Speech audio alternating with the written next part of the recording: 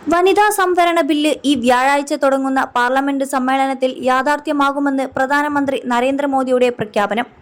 വനിതാ സംവരണ ബിൽ യാഥാർത്ഥ്യമാകുന്നതിലൂടെ രാജ്യം പുതിയൊരു ചരിത്രമെഴുതാൻ ഒരുങ്ങുകയാണെന്നും പ്രധാനമന്ത്രി വ്യക്തമാക്കി.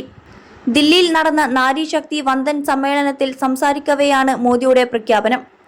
വനിതാ സംവരണ ബില്ല് 21-ാം നൂറ്റാണ്ടിലെ ഏറ്റവും പ്രധാനപ്പെട്ട തീരുമാനമാണെന്നും നാരീശക്തിക്കായി ഈ ചരിത്രപരമായ നീക്കം സമർപ്പിക്കുന്നുവെന്നും അദ്ദേഹം പറഞ്ഞു. സ്ത്രീകൾ ഭരണകൂടത്തിന്റെ അവിഭാജ്യ ഘടകമായി മാറണമെന്നും അവരുടെ പങ്കാളിത്തം ജനാധിപത്യത്തിന് കൂടുതൽ കരുത്ത് നൽകുമെന്നും പ്രധാനമന്ത്രി കൂട്ടിച്ചേർത്തു. വനിതാ കേന്ദ്രീകൃതമായ വികസനമാണ് രാജ്യം ലക്ഷ്യം വയ്ക്കുന്നതെന്നും ഈ തീരുമാനം ഇന്ത്യയുടെ ഭാവി മാറ്റുമെന്നും മോദി പറഞ്ഞു. ഏപ്രിൽ 16-ന് ആരംഭിക്കുന്ന പ്രത്യേക പാർലമെന്റ് സമ്മേളനത്തിൽ വനിതാ സംവരണം യാഥാർത്ഥ്യമാകും.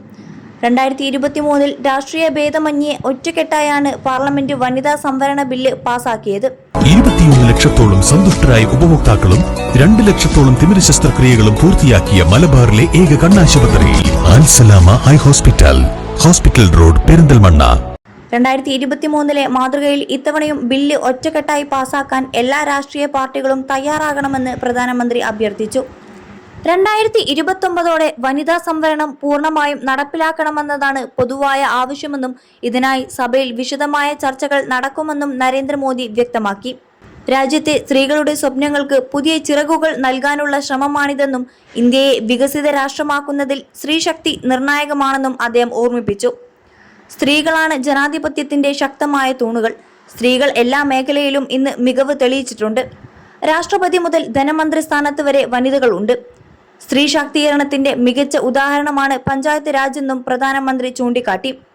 ജലജീവൻ മിഷന്റെ വിജയത്തിന് പിന്നിലും സ്ത്രീകളാണ്. പ്രതിപക്ഷവും വനിതാ ശാക്തീകരണത്തിനു വേണ്ടി ശ്രമങ്ങൾ നടത്തിയെന്നും നരേന്ദ്രമോദി കൂട്ടിച്ചേർത്തു. പഞ്ചായത്തിൽ നിന്നും പാർലമെന്റിലേക്കുള്ള സ്ത്രീകളുടെ യാത്ര ഈ ബില്ലിലൂടെ എളുപ്പമാകും. സ്ത്രീകൾക്ക് വേണ്ടിയുള്ള സർക്കാരിന്റെ വിവിധ പദ്ധതികൾ പ്രധാനമന്ത്രി വിവരിക്കുകയും ചെയ്തു. 26 ആഴ്ച വരെയാണ് ഇന്ത്യയിൽ നിലവിൽ മെറ്റേണിറ്റി ലീവ് നൽകുന്നത്. വികസിത രാജ്യങ്ങളിൽ പോലും ഇത് നൽകുന്നില്ലെന്നും മോദി ചൂണ്ടിക്കാട്ടി.